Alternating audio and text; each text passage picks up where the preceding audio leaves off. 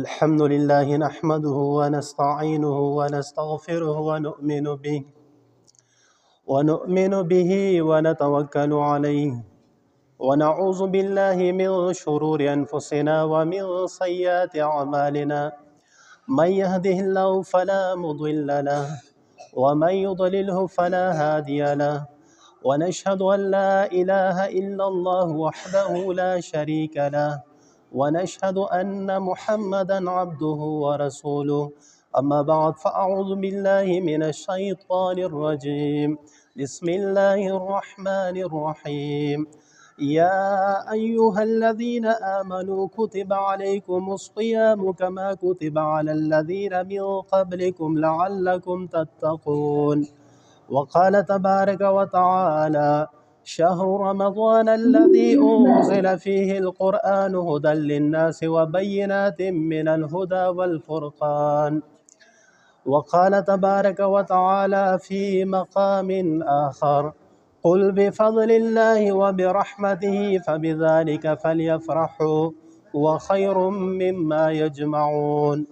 वक़ाल तबारक व तआला फ़ी मक़ामिन आख़र इन्ना नहनु नज़्ज़लना ज़िक्र व इन्ना लहू लहाफ़िज़ून वक़ाल अन्नबिय्यु सल्लल्लाहु अलैहि वसल्लम अल क़ुरआनु हुज्जतुल लका व अलैक औ कमा क़ाल अन्नबिय्यु सल्लल्लाहु अलैहि वसल्लम क़ाल अल्लाहु तबारक व तआला फ़ी शानि हबीबिही इन्नल्लाह व मलाइकतहु युस्सल्लूना अलन नबी या अय्युहल्लज़ीना आमनू सल्लू अलैहि व सल्लिमू तस्लीमा अल्लाहुम्मा सल्लि अला मुहम्मदिन व अला आलि मुहम्मद कमा सल्लैता अला इब्राहीम व अला आलि इब्राहीम इन्नका हमीदुम मजीद अल्लाहुम्मा बारिक अला मुहम्मदिन व अला आलि मुहम्मद कमा बारकता अला इब्राहीम व अला आलि इब्राहीम इन्नका हमीदुम मजीद।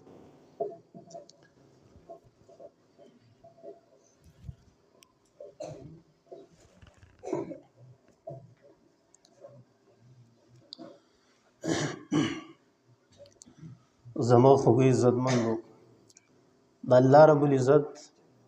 ढेर लुई एहसानात इनामात दी चे पमुंगा अव तासु दा मुबारक मियाश दा बरकतुन वाला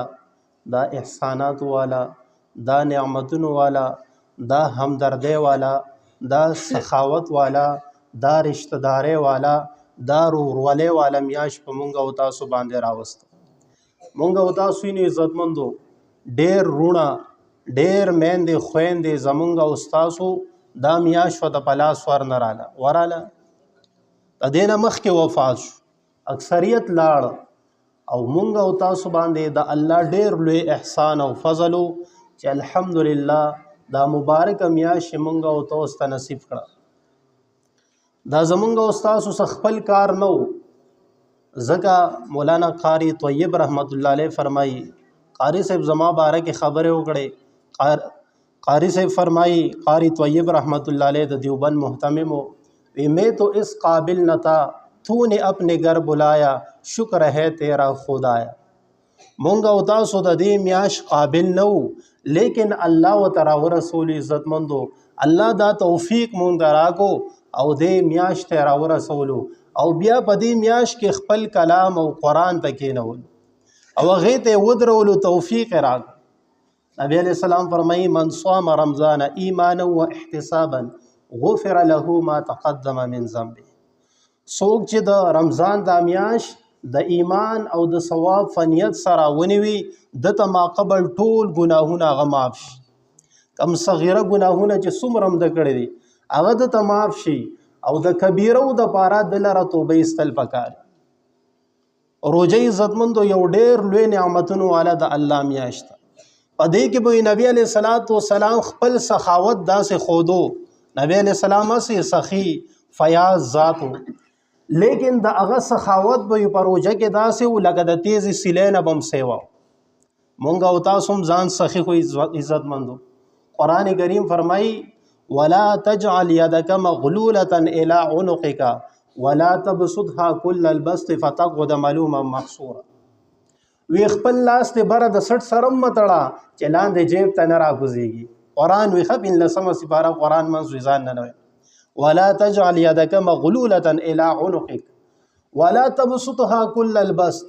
او فرمای ټول داسې فراخه سره مخرج کوا چې ځان نه سخیر صلاحان جوړ کې او بیا د خلکو د لاسونو خواره کړي او دغه سناس ته سوالونه کوي. قرآن مونږ ته د اعتدال او د میانه روي حکم راکړي عزت مندو چې بخپل جیب بم نظر ساتي او دلته په یتیم او په غریب او په سړیم نظر ساتي. نن مونږ او تاسو په دې رمضان کې خپل صحاح کارکو الله ته ټول کالو سره الله مونږ نه غواړي او په دې رمضان کې راځي زکات ادا کا، په دې رمضان کې راځي سرسایه ورکا، په دې رمضان کې راځي صدقات ورکا، خیرات ورکا، د یتیم خیال وساته، د مسکین خیال وساته او د رشتہ دار خیال وساته. اغل لغونته کې سالن کې وبډه رواج. یو حدیث کې راځي نبی علیہ السلام فرمایي تاسو په سالن کې وبډه رکه شوروا به ډیره کې چې خپل گاونډي ته ورکي چې دا خیال وساتل شي. نو شوروا خو به دي چې سوره ډیره نو دوره غوړه ده. یو کتاب کې ملیدل دی یو واقعیا وې د سليمان عليه السلام په دور کې دا مې سه ذهن لراله زګ در بیانوم بهرحال شوروا متعلق رااله وی بات سے بات نکلتی ہے اردو کی وی د خبره نه خبره اوس. یو ورځ سليمان عليه السلام ته هدهد و مولا چرګک وی بادشاہ سلامت ز تعالی دعوت کوم ډوډۍ کوم. سليمان عليه السلام و دې صرف مال ک زمال اخکرلم وی بادشاہ سلامت هم تعالم استال اخکرلا. سليمان عليه السلام وتی هدهد صرف مال او کن زمال اختر خډیر زیات ته اب پتا باندې بوج شي لہذا صرف مال او کنو دا بغوري. هدهد وتینه بادشاہ سلامت زما دوم روس او استطاعت شتا چې زب هم تعالم استال اخکر لډوړې او دعوت کو. سليمان عليه السلام وی ټیکتا ورځ وټاکلا زې وټاکو وته وی کم زې ته برازو وی ساحل سمندر ته راشه د سمندر غاړه ته راشه چې کله سليمان عليه السلام او دا ټول فوج او لخر د سمندر غاړه ته په هغه رز باندې رااله. مولا چرګ وس پاوا کې الوزي او مولا خان رانی وی غلولی مولا خان بو خلکو به اخکار کو په خوا زمانہ کې خوراک جایز. زکه یو حدیث کې راځي نبی علیہ السلام فرمایي وی زما د امت د پاره الله دو حلال سيزونه بغیر حلال علالولو علال کړي دي السمك والجراد. نبی علیہ السلام یو مې او یو ملخ د دې علالولو ته ضرورت نشته. مې سو ګلالي نه لالي. نو دا رنګ مولا چرګک به خطو برا او په هوا کې به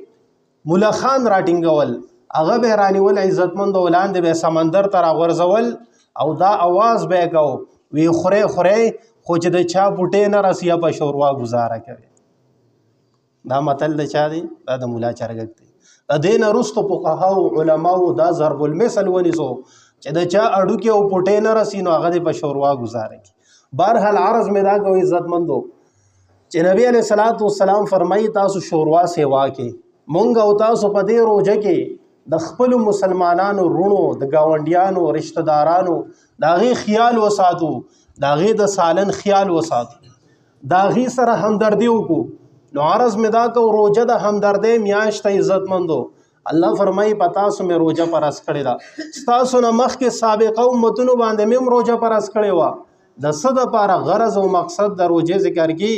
لعلکم تتقون د دې لپاره چې پتا سو کې تقوا پیدا شي. وس تقوا سس د عزتمندو د تقوا تعریف بم کول غواړي تقوا بس د کول هم غواړي. رئیس المفسرین عبد الله ابن عباس رضی الله تعالی عنہ فرمایي وای تقوا د کفر د شرک د معصیات گناهونو بدعات غلط رسم رواج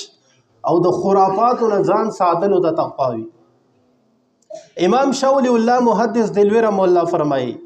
وای د شریعت د حدود او د پلو خیال ساتل د تقوا وي. کم سړی چې د شریعت د حدود او د پلو خیال ساتي د تقوا ویل شي. دغه رنګ یو ورځ عمر رضی الله تعالی عنہ د ابی بن کعب رضی الله تعالی عنہ چې ډېر لوی د قران کاری او صحابي دي. عمر رضی الله تعالی عنہ د تفوس ابی وی تقوا ستوي او د فرمای عمر وی چرته دی په داسې لار باندې گزاران شوه دی، په داسې لار باندې دی تک شوه دی چې باغې کې ډیر زیات جاړي غني باغې باندې چارته تلی عمر رضی الله تعالی عنہ عرض کې او به سو زله تلی او به بن کعب رضی الله تعالی عنہ ته تاسو کې عمره ته چې په دغه لار باندې گزاران کې ته چې په دغه لار باندې تک کې ته چې په دغه لار باندې تیرېږي نو ته څنګه تیرېږي په دغه لار باندې هغه ته فرمایي او به زه خو د خپل کپڑے او جامې ځان ته راټولې کوم او د غنو نه ساتم او داسې روان یم او به بن کعب رضی الله تعالی عنہ ته فرمایي عمره هم دغه ته تقوا ویل شي چې ته په دنیا کې داسې ژوند او زندگی تیر کې چې ته د ګناهونو نه ځان داسې راټول کې لکه څنګه چې نن د دې غنو نه د دې جاړو نه د خپل کپڑے راټولې وې دې ته تقوا ویل شي عزتمندو دې موږ ته د تقوا تعریف کړی دی او قران وی دروجي غرض او مقصد څه دی لعلکم تتقون چې پتا سو کې تقوا پیدا شي واستقوا یو داسې سیس دی عزتمندو تقوا دا د ماشوم په زړه کې پیدا کېدی شي دا د بوډا او د مشر په زړه کې هم پیدا کېدی شي او دا د نارینه او زنانه او د کشر په زړه کې هم پیدا کېدی شي او دا لږ توجه او مهنت غواړي علماء کرام کتابونو کې واقعا ذکر کی فرمای یو پلار او یو بچی په سفر باندې روان سخت ګرمي ده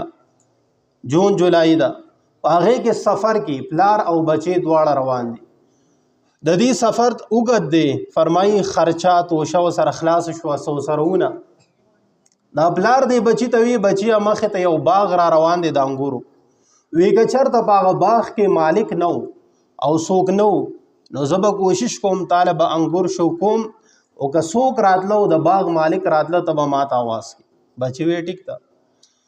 پلار چې کله باغ ته نه وته عزتمندو او انګورو ته لاس کو پدې کې هغه بچی आवाज وکړو یا ابي احد يران وی با جان یو ذات ته چې هغه مونږ ته ګوري لار زر لاس راون غخت او روته د باغ نه انګوري ونه شګول بچی سوک را لسوک دي بچی وته وی با جانا وی تا ما ته وی چې د باغ مالک راځي نو ما ته حل وایا وی ما چې وکتل نو د باغ د مالک مونږ ته قتل نو ما زکه تا आवाज کو چې ابا جانا خپل لاس ته راټول کا او غلام کا عزتمندو کدی ځای کې ما تاسو ګورو د مقام تا نو د بچی په زړه کې تقوا موجود دا او د پلار په زړه کې تقوا نه و پلار وی چې زب غلاو کم بچی وی ته غلا نشي کوي تقوا یو داسې سیس دی د عمر رضی الله تعالی عنہ په دور کې عزتمندو عمر رضی الله تعالی عنہ امیر المؤمنین دی خلیفہ دی یو ورځ د شپې خپل د خلافت کپڑے وستلې او د شپې جامې کمزورې د غریبې جامې واچول او دا د خلفای راشدین دا غي او ترتیبو چې هغه به د شپې گشتونه کول په خپل رعایه باندې به گشتونه کول چې زما د رعایه څخه خیال حال دی او دا غي خیال به ساتو نو یو ورځ عمر رضی الله تعالی عنہ بهر راوت او د شپې نا وخت دی د یو کور نه د خبر आवाजونه راخیږي عمر رضی الله تعالی عنہ دروازې ته ورسید دروازې سره څنګه ته ودرېد چې دا کور والا د څه تکلیف ته څه خبرې کی یو بل سره سدي نو فرمای یو مور د خپل لور ته وی بچیا وی بيزول وشه نو لوري لاړ او بيزول وشه واپس چراله ورتوی مور بيزه خو په کم وکړو او مونږ چې چا سره پېټه ککړې دی غي خو په پورا غواړي نو وسو کم نو مور ورتوی بچي او بپکې واچو یو کس ویل په خواب خلکو په پیو کې وباچولې اوس خلک په بو کې پیچ ادا حقیقت حال دی مونږ کراچۍ کې یو باړې تلاړو باړه مطلب غوجل وغیرہ هغه تلاړو مونږ په اغستا نو مونږ چې لاړو وکتل یقینا درته ویم هغه کسانو با مونږ به دغه سي چې د میخ نه به څنګه ول وشل مونږ بوته مونږ لدې نه راکا دغه سي به راو چتول نو غیر امیان و بالټی ته چول خو بالټی ته چې کله مونږ وکتل په بالټی کې اډوانس اوبا چولې دي او هغه ته بیا په وشتو عزتمندو نن خلق په بو کې پیچ نو بهرحال چې عمر رضی الله تعالی عنہ کله دا واقعیا وریدا او دا ماجرای لیدل عزتمندو مور ورته بچي او بپ کې واچوا وی بیا په پورشي نو د لور جواب ور عزتمندو لور ورته مورې وی امیر المؤمنین عمر ابن خطاب رضی الله تعالی عنہ د اوبو اچولو نه د ګډلو نه د اوبو ګډولو نه منع فرمایلی ده. نو مور ورته بچیه دا خوشپه ده اوس خو امیر المؤمنین په دې وخت کې نشته اگر چې بهر ولاړ ماجرا وری او اینی هر څه دا ودی اوس خو امیر المؤمنین نشته. نو لور جواب ور عزتمندو د لور په زړه کې تقوا ده. لور ودی مور جان وی اوس خو امیر المؤمنین نشته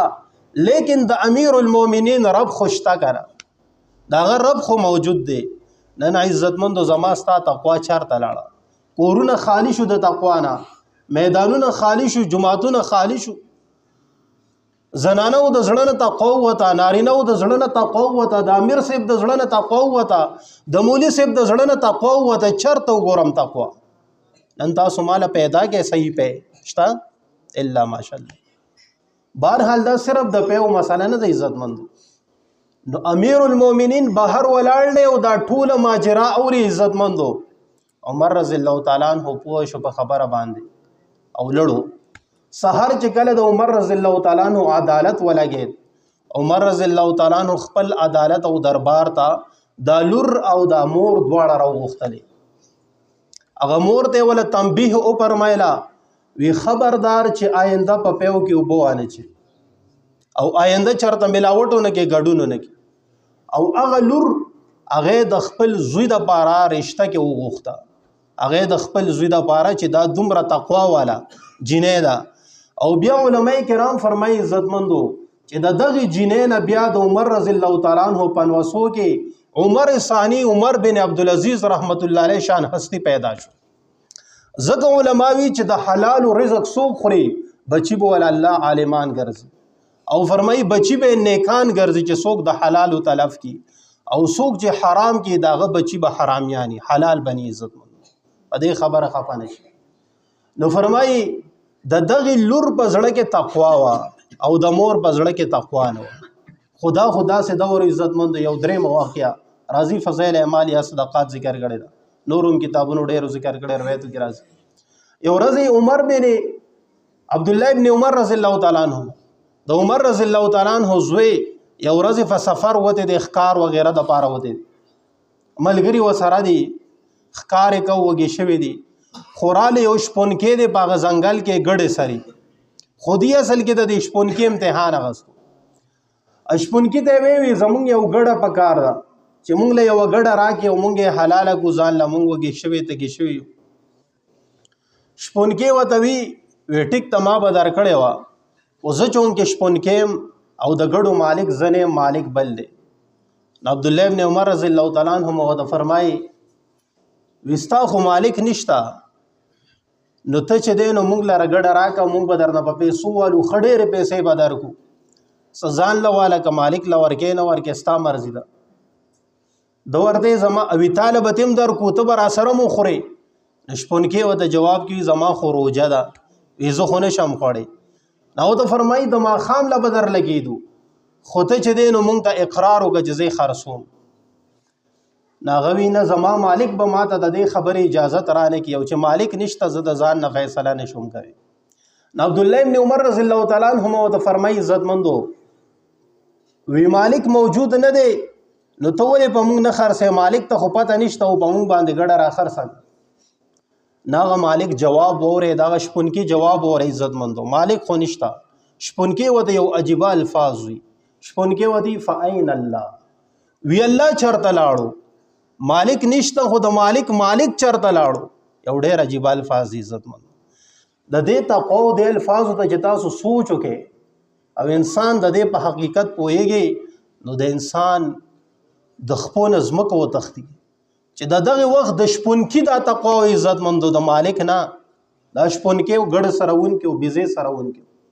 او غوي چې الله چرته لاړ نن عزتمندو زمونږ د مسلمانانو تقوا چرته لاړه روزه زمونږ چرته لاړه نن خلق صرف بوکړتال ته روزه وی خپانه شي عزتمند علما فرمایي چې کوم سړی صرف خوراک او اسکاک نه کوي چې زما روزه ده وی دا روزه نه ده دته بوک هړتال ویلی شي د خوراک اسکاک نه تا بوک هړتال کړي تا د حرامونه روزه نه دني ولې تا د غیبت نه روزه نه دني ولې تا د دروغو نه روژه نه ده نیولې، تا د کنځلو نه روژه نه ده نیولې، تا د فراډ نه روژه نه ده نیولې، تا د ظلم او د جبر او د زیاتی نه روژه نه ده نیولې، نو ته روژه څه ته وایې؟ روژه خدای ته نه وي. عرض مې دا کوي عزتمندو، خو بیا هم الحمدلله ثم الحمدلله مونږ مسلمانان یو، مسلمانانو کې پښتانه یو او پښتانه په روژه باندې مین دي. پښتون به وي چرته م روژه پرې نه دي. او داسې مشران شته دي، زه درته یقیني وایم چې لس کم سل کاله عمر دی داسې، او هغوی سره د شوګر او د بی پي د هغې د مرضونو روژې نیسي او موږ په روژه کې خوشحاله یو. قربان جو ویسې په داسې مشرانو باندې عزتمندو. نو پښتون خو نن هغه پښتونولي پرېږدي، پښتنو کې مې داسې خلک راووت چې هغې روژې په روژه کې پیپسیانس کې یو څه او بل څه، دا مې واورېد داسې خلک وي شته. الله دې موږ د دې نه وساتي. نو پښتون خو به په دین باندې مري عزتمندو، هغه به په منبر او محراب باندې سر ورکي، هغه به په دین باندې مضبوط ودرېږي،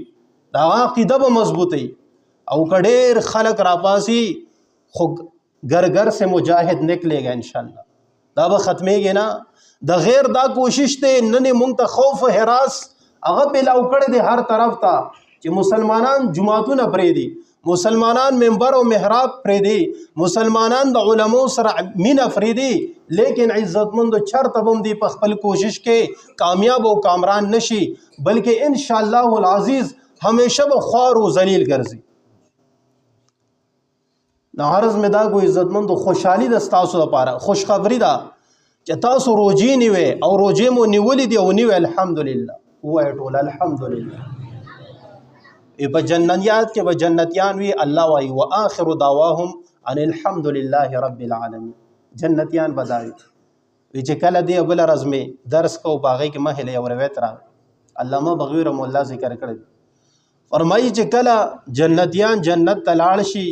وایي اچانک به غیر اختیاري د دې په ژبو باندې جاری سبحان الله، وی الله به دی چې ستاسو زړه څه غواړي هغه به راشي، یو دسترخوان به بیچاو شي. او فرمایي هغه دسترخوان باندې به وایي هغه به یو میل اوږد یو میل به پلني او په هغې به 70,000 لوښي کېښودلی شي. او فرمایي په هر لوښي کې به د بل لوښي نه سالن او رنګ دا به جدایي، سالن به هم جدایي، رنگ او ذائقه به هم جدایي. الله دې مونږ ته نصیب. او یو روایت کې راځي نبی علیہ السلام فرمایي چې د قیامت په ورځ به روژهدارو ته یو دسترخوان خور کړی شي او په هغې به قسمه قسم طعامونه خوراکونه وي. فرمایي د قیامت په ورځ خلکو سر بلا حساب کتاب نی شوي، څه خلک به چې هغې به په حساب کتاب کې مبتلا وي، هغې سر بلا حساب کتاب نی شوي. او دلته به دا خلک به دسترخوان ناست او ډوډۍ به خوري. دا خلک به ملایکو ته وي چې من هؤلاء، دا خلک څوک دي چې موږ سره لا حساب کتاب نه دی شوی، او دی به دسترخوان ناست دي یا تشریف فرما دي او روټیګانې خوري. نو ملائک به ورته جواب ورکړي عزتمندو واورئ، ملائک به وایي چې دا هغه کسان دي چې دی به په دنیا کې روژې نیولې او تاسو به فرض روژې نه نیولې. نن لا تاسو حساب کتاب کې خپل خولو کې ډوبې او دی مزې کوي د قیامت په ورځ هم. الله دې موږ ته نصیب کړي. عزتمند دا ستاسو دپاره خوشخبري دی عزتمندو. روژهدارو دپاره الله ډېر څه تیار کړی دی. او بیا روژه کې قرآن عزتمندو، قرآن او روژه د یو بل سره تړلې دي. قرآن فرمایي شهر رمضان الذي انزل فيه القرآن، میاشت د رمضان هغه د چې په دې کې قرآن نازل شوی دی. علماء کرام فرمایي او مفسرین کرام چې د رمضان د میاشت دا فضیلت دا برکت ولې حاصل دی؟ دا د قرآن د نزول د وجه. فرمایي قرآن چې په کومه میاشت کې نازل شوی دی هغه میاشت د ټولو میاشتو نه بهتره ده. قرآن چې د کومې فرشتې په ذریعې سره نازل شوی دی هغه فرشته د ټولو فرشتو نه غوره ده. نزل به الروح الامین علی قلبک لتکون من المنذرین. د نبی علیہ السلام په زړه باندې هغه زړه په کوم زړه چې قرآن نازل شوی دی وایي هغه زړه د ټولو زړونو نه غوره دی او بهتر دی. په کوم نبی چې قرآن نازل شوی دی فرمایي هغه نبی د ټولو نبیانو سردار دی. فرمایي قرآن چې په کوم انسان باندې نازل شوی دی هغه انسان د تمام انسانانو نه غوره دی، هغه ته افضل البشر وي، هغه ته سید الرسل وي، هغه ته امام الانبیا وي، عزتمندو دا هغه قرآن دی. وی قرآن چې په کوم ځمکه باندې نازل شوی دی للذي ببکة مبارکا وهدى للعالمین، مکه مکرمه ده چې هغه د ټولو ځمکو نه بهترینه ده او غوره ده. فرمایي قرآن چې په کومه شپه کې نازل شوی دی انا انزلناه فی لیلة القدر وما ادراک ما لیلة القدر لیلة القدر خیر من الف شهر. فرمایي چې قرآن په شپه د قدر کې شو قدر کې شب قدر کې نازل شوی دی. کمه ته چې مونږه خیسته شپه خش په ورځ وایو، مونږ ته خش په ورځ وایو، وای قرآن په هغه شپه کې نازل شوی دی. قرآن وی هغه شپه د زرو میاشتو د عبادت نه غوره. روایتو کې راځي لباب النقول کې علامه سیوطی رحمه الله خپل تفسیر کې ذکر کړي، فرمایي یو پیر نبی علیه الصلاۃ والسلام وی د صحابه کرام رضی الله تعالی عنهم وړاندې د بین اسرائیل د یو عابد تذکره وکړه. نبی علیه السلام فرمایل وی بنی اسرائیل کې یو عابد یو نیک سړی وی هغه زر میاشتې د الله عبادت کړي، زر میاشتې. او نبی علیه السلام فرمایل وی د هغه سړی به ورځې د الله په لار کې جهاد کو ټوله ورځ، او د شپې به الله ته په عبادت باندې ولاړ. صحابه کرام رضی الله تعالی عنهم چې دا وورې د تعجب کې پریوتو ډیر زیات حیران شو. نبی علیہ الصلوۃ والسلام دوی چې زمون عمرونه هم ډیر کم دي، ځکه حدیث کې راځي نبی علیہ السلام فرمایي اعمار امتی ما بین 60 الی 70، وی زما د امت عمرونه چې دي هغه د شپېتو نواله تر اویاو تر منځ پورې عموما دي، او ډیر کم به چې د دینه به ووړي. صحابه کرام رضی الله تعالی عنهم وړاندې دا حدیث هم موجودو، نو هغه وی چې زمون عمرونه هم دومره نه دي او زمون شوق دا دی چې مونږ د زرو میاشتو یا د دینه سیوا عبادت وکړي. او د پخوانو خلکو د امتونو عمرونه هم ډیرو، د چا زر کاله، د چا 900، د چا 400، 800، د نوح علیہ السلام باره کې راځي وای داغه څوک ول سوا یادي، مختلف تفاسیر، څوک 1500، څوک 1400، دا عمرونه ذکر کړی دي دا چې دومره عمر تیر. او قرآن وی خپل قوم ته فلبث فیهم 1000 سنه الا 50 عام، خپل قوم ته 9.5 کاله د الله دعوت تبلیغ او توحید، 9.5 کاله 950 سال صرف د الله دعوت ورکو. قال ربي اني دعوت قومي ليلا ونهارا، وی رب زما خو بل کار نشتا، سار او ما خام خپل قوم ته دعوت چلو. فلم يزدهم دعائي الا فرارا، دی خو زمانه صرف تیخته کی په بل څه نه سیوا کیږي، منډه رانه تختې ده بده. نوح علیہ السلام په 950 کال عمر کې 950 سال عمر په دعوت توحید او تبلیغ کې صرف 80 یا 82 کسان هغه مسلمانی کی نور ایمان نه راوړي. عارض میں دا کوئی عزتمندو قرآن هغه کتاب دی چې دا په کم ازمکه، په کم میاش کې، په کم ورځ، په کم ځای، په کم بشر، په کم انسان باندې نازل شوی دی، هغه هر چیز قیمتي کړل د ځان سره. ځکه نبی علیہ السلام فرمایي خیرکم من تعلم القرآن وعلمه، وی پتا سو کې غوره هغه سړی دی چې قرآن په خپل زده کو به نور ته خو. قرآن رڼا د عزتمندو، قرآن رڼا ده. نبی علیہ السلام فرمایل چې ربا دا قرآن زما د زړه بهار وګرځوه او زما د سترګو نور او رڼا یې وګرځوه. نبی علیہ الصلوۃ والسلام به دا دعا کوله. نن عزتمندو مونږ او تاسو چې اینو نن چې د قاری صاحب دا قرآن ولوستو، تاسو د زړه نه تپوسو کې د په زړه باندې یو بهار دی، د په زړه باندې یو سپرلی دی، د په زړه باندې یو رڼا ده او یو نور دی، د زړه کې نن دی د خوشحالۍ نه په جامو کې ځایږي. دا حافظ قرآن دی چې کله اخیره سجده وکړي عزتمندو د زړه باغ شي، خوشحاله شي، د زړه نه یو بوج کم شي. د قرآن خپل بوج دی عزتمندو، حافظانو ته معلوم دی، هغه حافظانو ته کم چې مخې ته په مصلی باندې ولاړ او مونږ او تاسو تراوی راګي او مونږ خوشاته صرف مشورو والیو، اے قاری صاحب سپیډ دی ورنکو مړه نن دی ونه چلاو، شاب سپیډ ورکا، نن بدبوي، نن به یووي. قاری صاحب اجازه سره غم دی چې وس بچ دې کمر کو شروع کوم او وس وسیم رکعات شروع کوم. عزتمندو د هر څو سره غم دی او چې نن به دا مقتدی خوشاله که خپای، نن می ټیم ډیر واغس کلګ واغس او مقتدیان صرف غړې ته ګوري او قاری صاحب سپیډ دی ورنه کو سپیډ دی ورنه. ای عزتمندو قاری صاحب د ورځې امزان ستړي کی، حافظ صاحب د شپې امزان ستړي کی، الله ته ولاړی خدا سله بدی ته ملاویږي ان شاء الله. عزتمندو د قیامت ورځ بی میدان بی د بابای آدم جد امجد زمون نیکو د آدم علی السلام نه راواله د انسانانو نیکو او د نبی علی السلام اخیری امتی په شکل کې چې قیامت ته وخت قریب او نږدې شي او قیامت راشي. عزتمندو د قیامت په ورځ به دا ټول خلق ولاړي د الله عدالت او دربار بی پاغه کې به الله د حافظ قرآن یا ناظر خوان راغواړي او د پلار په نوم باندې به راغواړي. ځکه نبی علیہ السلام فرمایي حدیث کې راځي چې کوم مشوم بچي ستاسو پیدا شو نو فورن ولا نوم دی، ځکه چې د قیامت په ورځ به دا بچي د پلار په نوم باندې رابلل شي، پلان کې بن پلان کې دی راشي او الله به د قیامت په ورځ د دومره خلق چې عزتمندو یو لوی انتظامات به یو لوی کانفرنس به یو لوی مجلس به یو لوی اجتماع به او باغې کې به عزتمندو الله رب العزت د دې حافظ قرآن مور پلار ته د سرو زرو د تاج پوشي کی، اغه ته به دستاربندي کی د سرو زرو، نو د مور پلار مقام دی نو د حافظ قرآن به کم مقام. عزتمندو خپل بچی حافظ قرآن جوړ کې مفتی رشید احمد لودیانوی رحمت الله علیه هغه فرمایي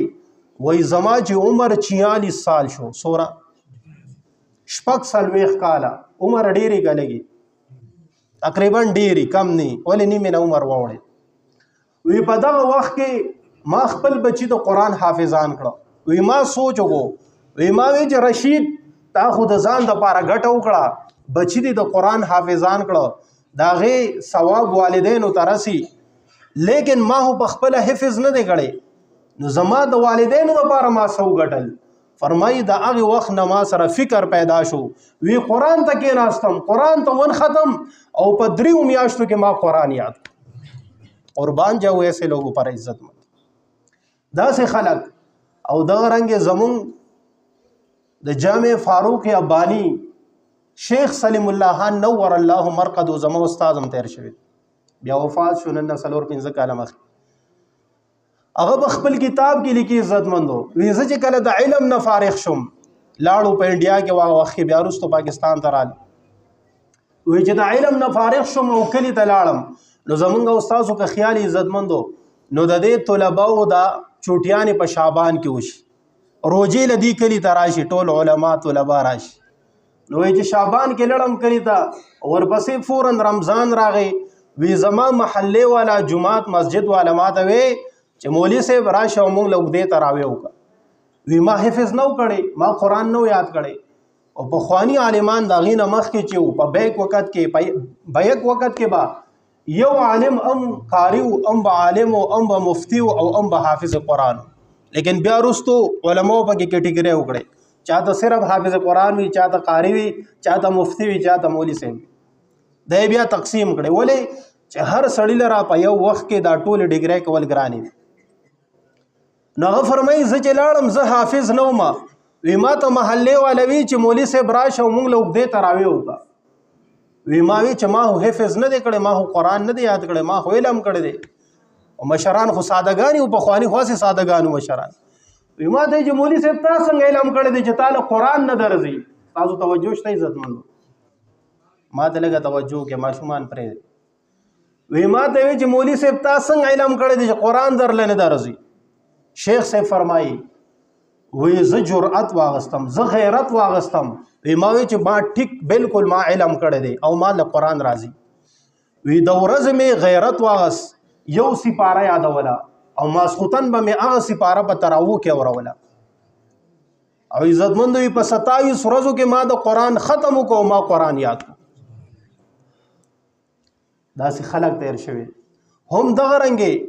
بانی دیوبند مولانا محمد قاسم نانوتوی رحمت الله علیه خپل حالاتو کې لګي یو پیرامون حج ل روانو او فرمایي هغه دریابي لانچ کې روانو وی په مونږ باندې پلار کې روزه رااله شپږ میاشتې ته میاشتې کې به خلک سفر کو حج د پاره وی په مونږ باندې روزه رااله وی زمونږ ملګرو کې څوک حافظ قرآن نو وی ملګرو وی چې کاش چې په مونږ کې یو سړی حافظ قرآن وی چې هغه له قرآن ورتلی چې مونږ دا قرآن اورېدلی نن عزتمندو قرآن اورېدې کېدو تاسو له څومره خوند درک وی مونږ وایو چې هغه لطف او هغه مزه د قرآن مونږ واورو په خپلو غوږونو او مونږ ته نصیب شي. فرمایي وی ما د ځان سره دا سوچ وکړو چې ان شاء الله العزیز دا سعادت به زه حاصلوم. وی زه ون ختم وی د ورځې به مې یو سپاره یادوله او ماسخوتن به مې هغې ته په تراوو کې اوروله. عزتمندو هغه هم فرمایي وی په 27 ورځو کې ما هم د قرآن تراوو کې ختم وکړو مې قرآن په یاد کړو. داسې خلک تیر شوي دي. عزتمند الله رب العزت مو تاسو ته دا جرأت نصیب کی دا غیرت نصیب کی. نن په قرآن باندې غیرت نشته. عزتمندو نن د دنیا په سیزونو کې زمون سیالي ده، لالچ ته، هیرس ته، تمه ده او قرآن سره مینه نشته. د قرآن هغه مینه نشته کم چې د قرآن سره په کار دی. عزتمندو مولانا مفتی رشید احمد نور الله مرقده لیکي. عزتمندو وی ما ته افسوس ته او صد افسوس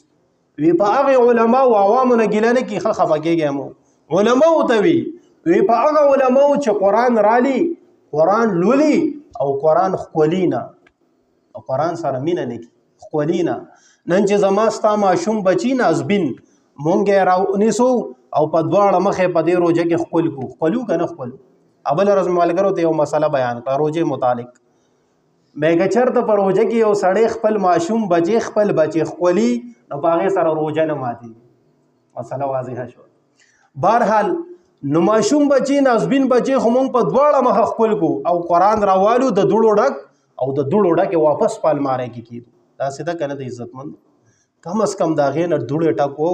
هغې له چې خپل شونډې خولې ورړو چې هغه په مینې سره سینې سره یې وجنګو د مینې او د محبت اظهار وسره. عزتمندو قرآن به د قیامت په ورځ بیا جاړي.